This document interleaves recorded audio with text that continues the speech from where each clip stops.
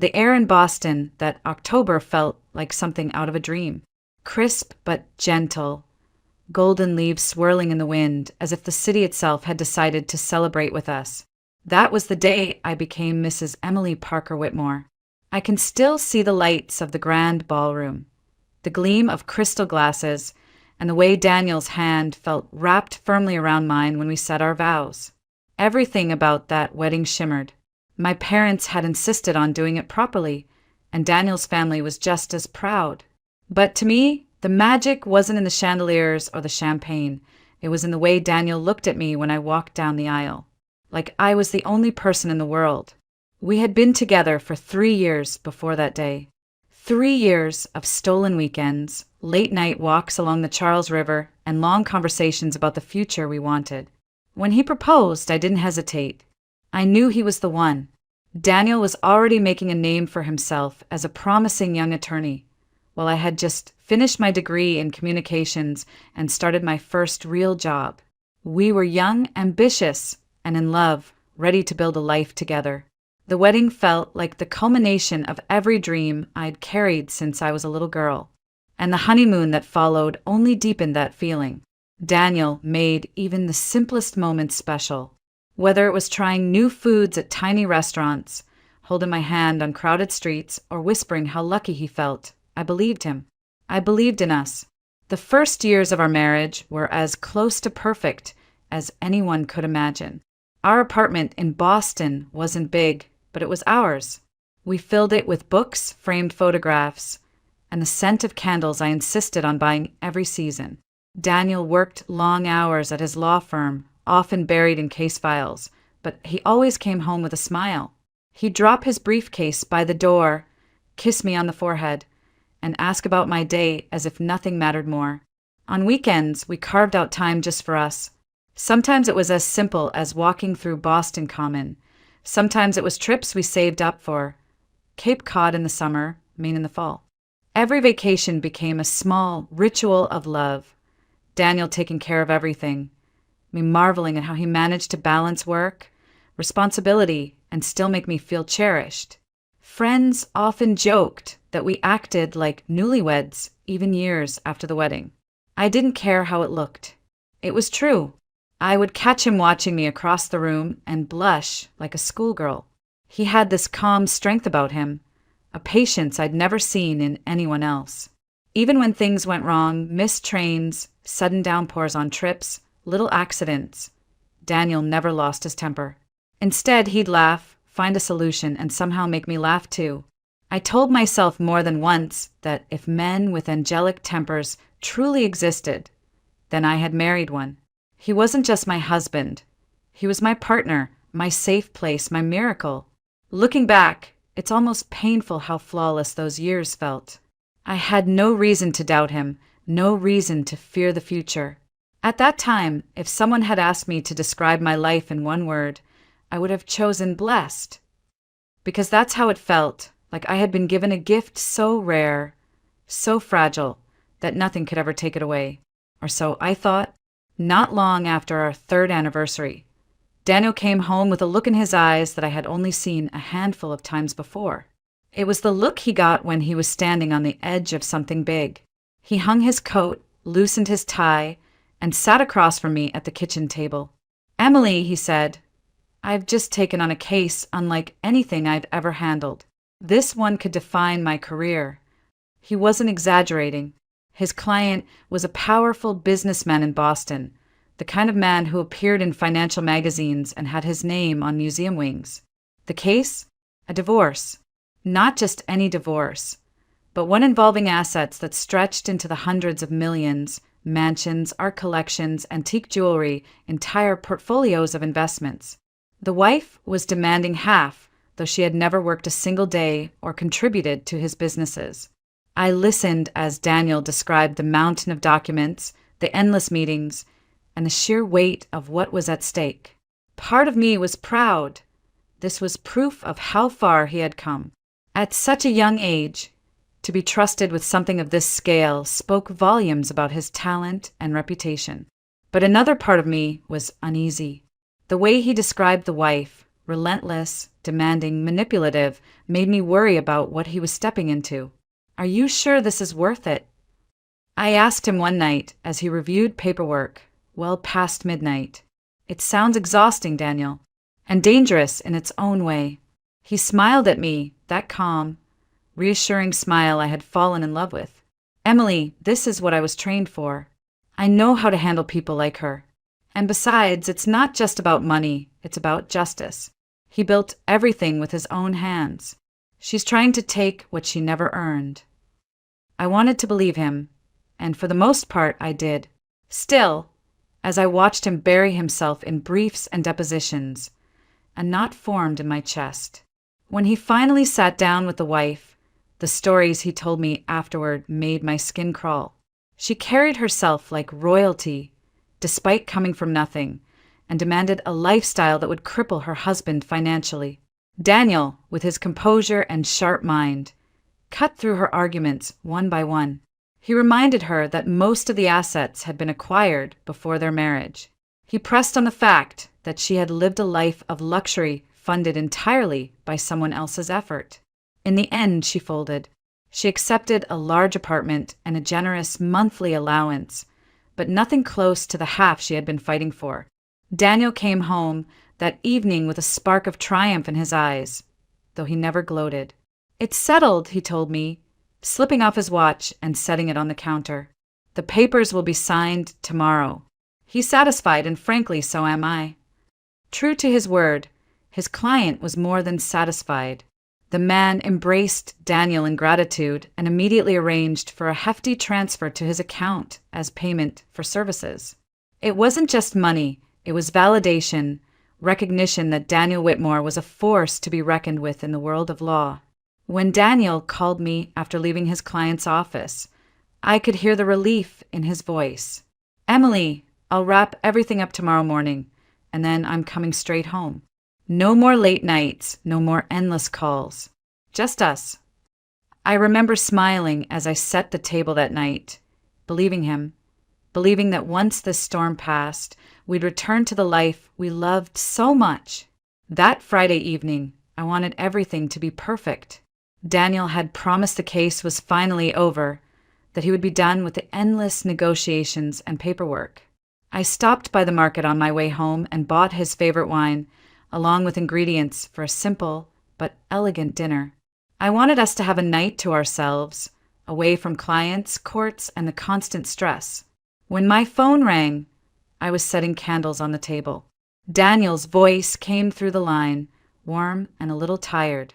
"I'm in the garage now, Emily. Give me 15 minutes, and I'll be home." I laughed softly, telling him not to rush. "Drive safe. Dinner's almost ready." The call ended, and I felt a flutter of excitement. I lit the candles, dimmed the lights, and turned on the playlist we always used during dinners together. The apartment filled with the comforting aroma of roasted chicken and herbs.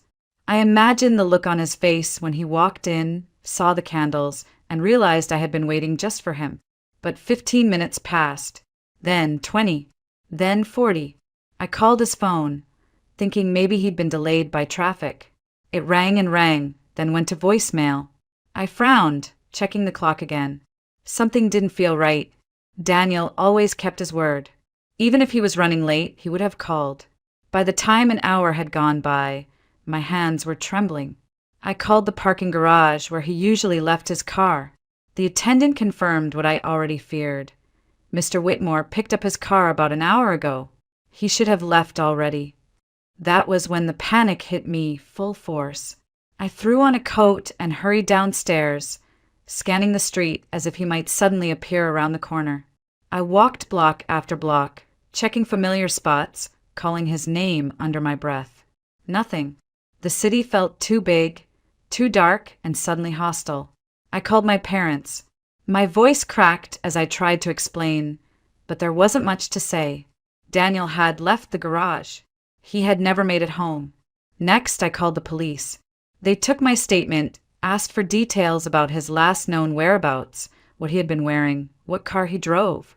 The words felt surreal leaving my mouth, as if I were describing a stranger, and not the man I had kissed goodbye that very morning. Hours slipped by in a blur of phone calls and tears. My parents rushed over, sitting with me in the candlelit apartment that now felt unbearably empty. The chicken had gone cold, the wine sat unopened. Every creak in the hallway, every car horn outside made me jolt, hoping it was him. But midnight came, then 2 a.m., then dawn, and still there was no sign of Daniel. That night was the beginning of a nightmare I could never have imagined. My husband had vanished, as if the earth itself had swallowed him whole. One moment he was calling me from the garage, promising he was on his way home. The next he was gone without a trace. The days that followed Daniel's disappearance blurred into each other like a fog I couldn't escape. The police opened an investigation, but their words were cautious from the beginning. Adults have the right to disappear. One detective reminded me gently, though his tone made it clear he didn't believe that was the case here. They checked traffic cameras, questioned the garage attendants again, even canvassed nearby streets. But nothing.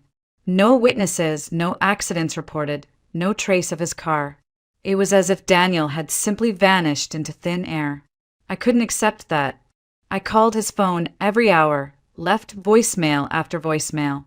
I checked local hospitals, imagining he might have been in an accident and was waiting for me to find him. Every time the phone rang, my heart leapt, only to crash back into emptiness when it was a friend, a neighbor, or another officer with no news. My parents and Daniel's parents stepped in quickly, trying to steady me. Together, we hired a private investigator, someone who promised he'd dig deeper than the police could. We printed posters with Daniel's photo, plastering them around Boston, on lampposts in grocery stores near subway stations. I posted his face online, begged for any information, even the smallest clue. Strangers reached out with sympathy, some with false leads, but none of it brought him back. Each morning, I woke up hoping it had been a nightmare, that I would roll over and see him lying next to me, breathing softly, the way he always did before work. But the bed was cold and reality was merciless. Weeks stretched into months, and with them came a slow unraveling of my mind. The constant questions: where was he? Was he hurt? Had someone taken him? Gnawed at me until I could no longer sleep, no longer eat. My body felt hollow, my hands shook without warning, and every corner of our apartment screamed his absence. Eventually, my parents made the decision for me. One evening, they guided me into the car and drove me to the hospital. I was admitted for treatment of severe depression and exhaustion. Lying in that sterile room, I felt like I had failed, not just as a wife, but as a human being. I couldn't find him, couldn't even hold myself together. Nights in the hospital were the darkest. But slowly, with therapy and medication, I began to surface from the depths of despair. When I was discharged, nothing in the world had changed. Daniel was still gone. But I realized I had two choices: drown in grief or find any way to keep moving. My doctor urged me to establish a routine, to find work that would occupy my hands and mind. So I did. I accepted part-time jobs, simple things at first, tasks that forced me out of bed in the morning. It wasn't about money. It was survival. The busier I was, the less room there was for the crushing silence of our empty apartment. I told myself it wasn't moving on. It was simply moving forward, one fragile step at a time. Work became my lifeline. After the hospital, I knew I couldn't let myself sink back into the void. My doctor had been right. I needed something to occupy my mind, something that demanded focus and routine. That was when I accepted a position helping an elderly woman named Mrs. Henderson, a former ballet dancer who had once graced stages in New York. She lived alone in a modest but charming apartment near the Charles River. Age had taken much of her mobility, so she needed someone to cook, clean, and run errands. At first, I felt clumsy, out of place, like I didn't belong in her world of old posters, trophies, and the faint scent of lavender that lingered in every room. But Mrs. Henderson welcomed me warmly, and little by little, I found comfort in the rhythm of caring for her. The work didn't erase the pain, but it dulled the sharp edges. I swept floors, prepared simple meals, and listened as she reminisced about performances from decades past. There was something soothing about her stories, how she had loved, lost, and kept going. She didn't know the details of my own tragedy, but sometimes when she caught the faraway look in my eyes, she'd gently pat my hand and say, "You'll find your way too, dear. Grief never leaves us, but it teaches us to move." Over time, word spread that I was reliable and hardworking. Other families in Boston began calling me for occasional help. Deep cleaning, house sitting, light organizing. It wasn't glamorous, but it kept me busy, and for that I was grateful. My days filled with tasks that left my body tired enough to sleep at night. Still, no matter how hard I tried, Daniel was always there in my mind. A song on the radio, a suit hanging in a client's closet, even the scent of his cologne on a stranger passing by. It all pulled me back to him.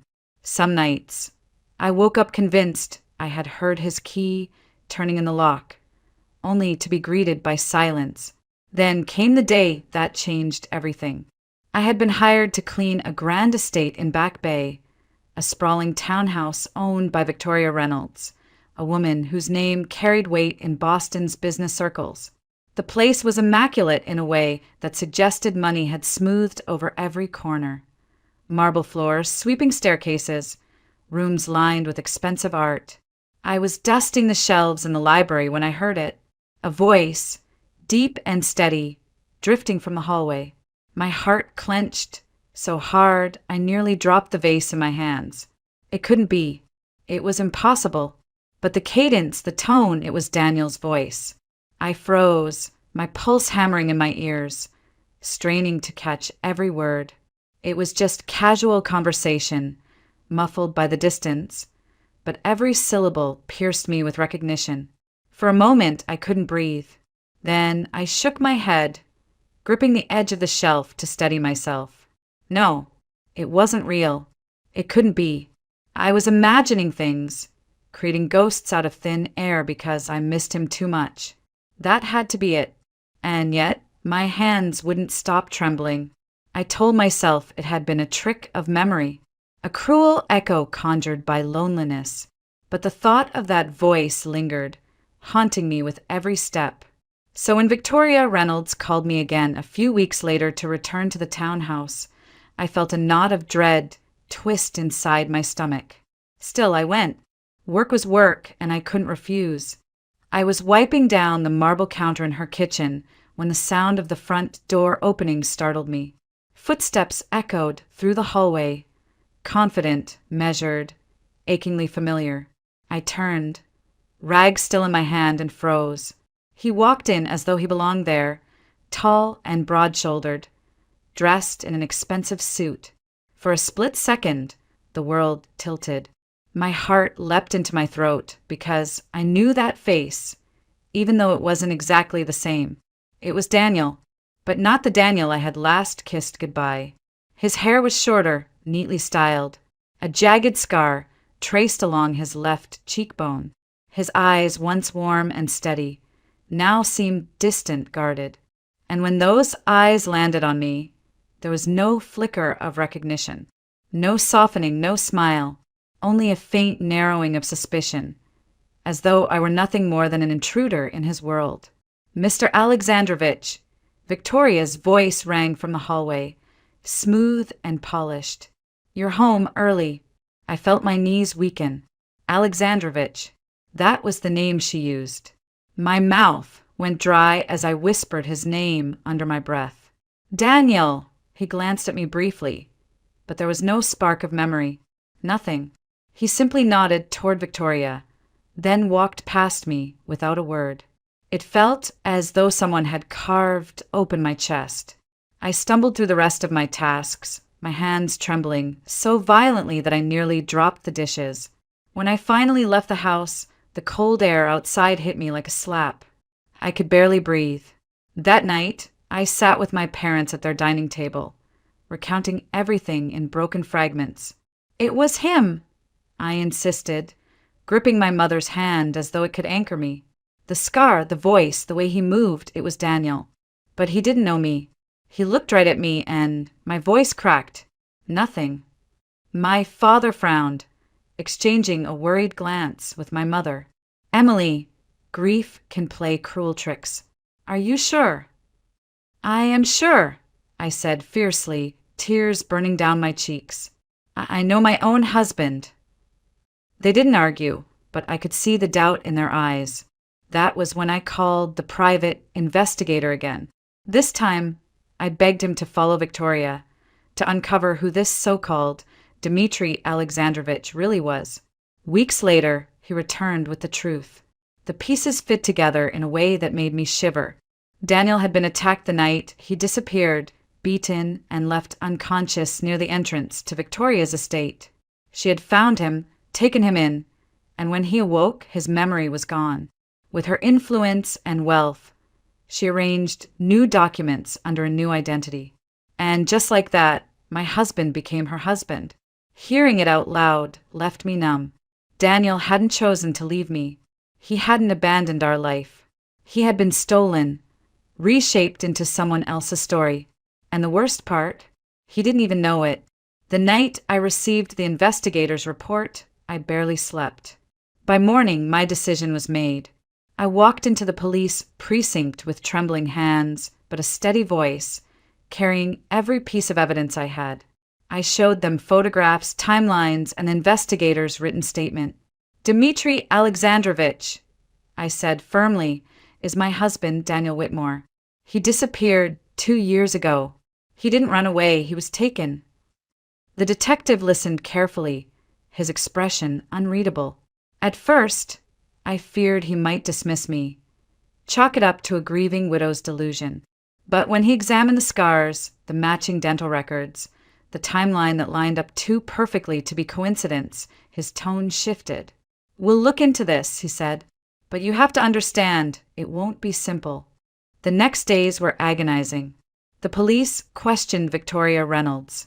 She arrived with her team of attorneys, polished and unshaken, as though she were walking into a business meeting rather than an interrogation. At first, she denied everything, but as the evidence piled up, she conceded just enough to protect herself.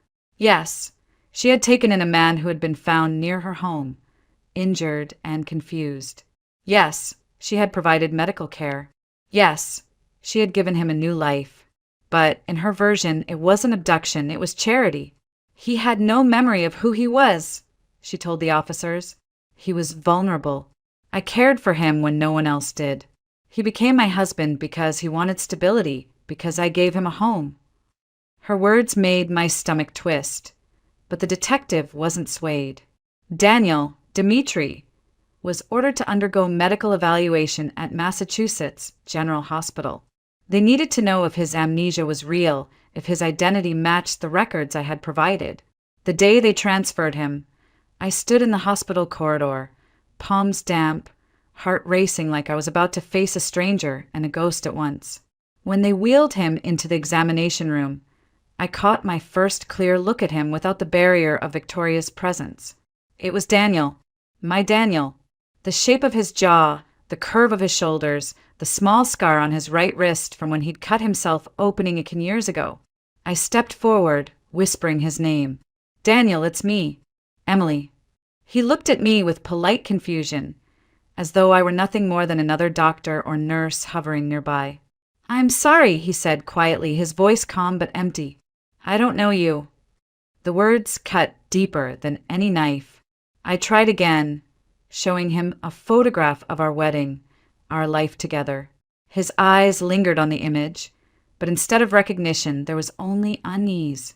Then he turned his head, searching the room until he found her. Victoria stood in the corner, arms crossed, eyes sharp. And when Daniel's gaze landed on her, it softened. That's my wife, he said simply. I felt the floor tilt beneath me. In that moment, I realized this battle was only beginning. The court ordered that Daniel stay with me and my parents while the doctors worked on his memory rehabilitation. It felt surreal preparing the guest room for him, knowing that just a few years ago we had shared a life, a bed, a future, and now he was a stranger under our roof. At first, he was polite but distant, speaking in short, careful sentences. He thanked my mother when she made him breakfast. He nodded when my father tried small talk about sports, but his eyes remained clouded, as if he were trying to map out a world that didn't fit. When I approached him with photo albums, his posture stiffened, but he didn't turn away. I laid the album on the table one evening, my hands trembling as I turned the pages. "This was our wedding," I whispered, pointing to the photograph of us beneath a canopy of autumn leaves in Boston. His younger self beamed from the photo, eyes bright with joy. Daniel studied the picture carefully. His gaze lingered on the tuxedo, the smile, the way his arm wrapped around me. For a moment, something flickered, an almost imperceptible softness. But then it was gone. "It feels familiar," he admitted, "but I can't place it." I swallowed hard and tried again. I told him about our trips to Cape Cod, about how he once carried me across the beach because my shoes had broken. I described the night he had stayed up until dawn, helping me rehearse for a presentation, even though he had court the next morning. Little pieces of our life, hoping to light a spark. He listened quietly, sometimes tilting his head as if the stories brushed against the edge of his memory. But when I asked if he remembered, he only shook his head, his voice heavy with frustration. "I want to, Emily, but it's like trying to grab smoke." Meanwhile, Victoria refused to let go. She showed up at the hospital during his checkups, hovering in the waiting area with flowers and expensive gifts. Once, she even appeared outside my parents' house, demanding to see him. I closed the door in her face, but not before hearing the desperation in her voice. "He's mine now," she hissed. "You're clinging to the past." Her words burned. But I reminded myself this wasn't about winning or losing. This was about Daniel's truth, his life, our marriage that had been stolen from us. Still, I couldn't ignore the way his eyes wavered whenever her name was mentioned. At night, I sometimes found him standing by the window, staring into the dark, shoulders tense. "It's like I'm split in two," he confessed once, his voice low. "Part of me feels safe here, with you. But another part feels like I owe her everything. She saved me." I wanted to scream that she had only taken advantage of his broken state, but I held my tongue. His pain was real, his confusion undeniable. All I could do was stay close, reminding him of the life we had built, hoping that somewhere inside, my Daniel was still there, waiting to come back to me. It was the doctor who suggested we try something different. "Sometimes memory isn't restored by pictures or stories," he explained. "Sometimes it takes a place, a sensation, to trigger what the brain has locked away." His words stayed with me until one evening, when I found myself driving Daniel back toward the garage where he had last called me, the place where his life with me had ended. As we pulled in, I felt my chest tighten. The structure hadn't changed. Same rows of concrete pillars, same fluorescent lights humming overhead. To me, it was a graveyard of hope. To Daniel, it was still just a parking garage. He stepped out of the car slowly, scanning the rows as though trying to make sense of why we were there. "Emily, I don't," his voice trailed off. His hand went to his temple. "Just walk with me," I whispered. We moved down the ramp together, our footsteps echoing. I led him toward the spot where his car had been parked that night. As soon as we stopped, his body stiffened. He gripped the railing beside him, breath quickening. And then it happened. He staggered, clutching his head, and let out a choked sound. His knees buckled, and I caught his arm to steady him. His eyes were wide, pupils blown, and tears spilled before he could stop them. "I remember," he gasped. Images poured back into him, jagged and violent. He told me in broken phrases, men stepping out of the shadows, fists slamming into his ribs, the sharp metallic taste of blood in his mouth. Hands dragging him across cold pavement, then darkness. When he woke, Victoria was there, telling him his name was Dimitri, telling him his past was gone. His voice broke as he pressed his forehead against my shoulder. "Emily, I didn't leave you. I never left you. I wrapped my arms around him, tears streaming down my own face. I know, I whispered fiercely. I knew something was wrong. I never stopped believing. We stood there in the hollow quiet of the garage, clinging to each other as though we could make up for every lost year. For the first time since his disappearance, I felt Daniel's embrace not as a stranger's, but as my husband's. When we returned home, the police were waiting to hear everything. Daniel gave his statement, describing the ambush in as much detail as his memory allowed. The detectives' faces hardened. This was no random attack. They reopened the case immediately, launching a full investigation into who had orchestrated it. For the first time in years, there was movement, momentum, a path toward justice. As for me, I felt something I hadn't let myself feel in a long time. Hope. Not the fragile, desperate hope that had haunted me since his disappearance, but something stronger. Daniel remembered. He was mine again, and together we would find the truth. The investigation moved quickly once Daniel's memories returned. His testimony, combined with the private investigator's earlier findings, gave the detectives a clear direction. Within weeks, the truth came into focus. The attack had not been random, nor was it some desperate act by strangers. It had been orchestrated by none other than the man Daniel had defended in the divorce case, the wealthy businessman who had so desperately wanted to protect his fortune. It was almost unthinkable. Daniel had won that case, saved the man millions, and yet, behind the scenes, enemies were made. The wife's family, furious over the settlement, had connections, money, and more than enough bitterness to act on their anger. They had paid for Daniel to be silenced. Permanently, hearing the details made my blood run cold. I could picture it so clearly now. Daniel stepping into the garage, unaware of the shadows lurking, unaware that his life was about to be ripped away. The men who carried out the attack were eventually tracked down, arrested, and charged. And with them, the names of those who had ordered it came to light.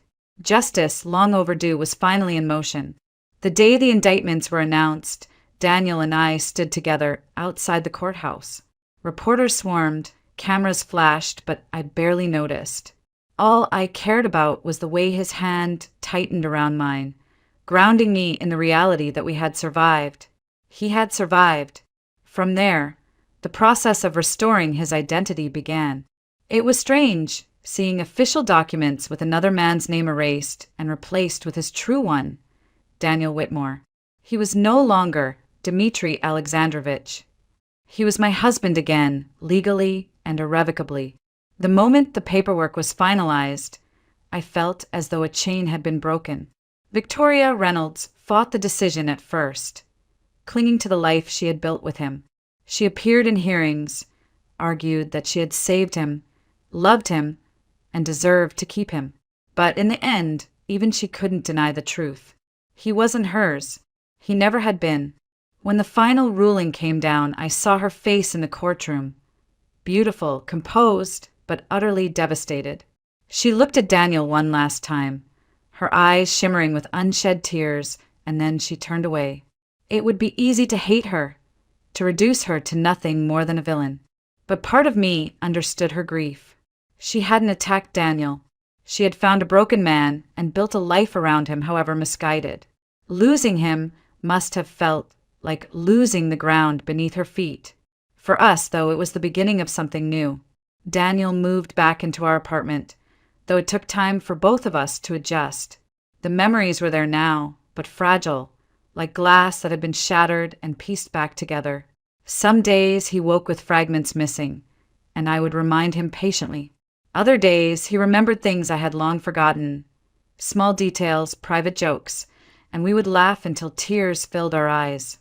We learned to live slowly, deliberately, savoring what we had nearly lost. Dinners at home felt sacred. Walks through the city became a quiet celebration. Even the ordinary moments, folding laundry together, sharing coffee in the morning, carried weight and meaning. We no longer assumed time was promised. We cherished it as the gift it truly was. Looking back now, I realize our story was never about perfection. It was about resilience, about choosing each other, even when the world tried to tear us apart. Love doesn't erase suffering. It doesn't shield us from betrayal or loss, but it endures. It heals. And sometimes it brings us back from the very edge of forgetting. I once thought I had lost Daniel forever.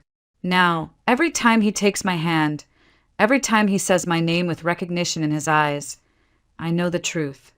Real love can survive even the cruelest storms. It can overcome loss, deception, and even the shadows of memory itself.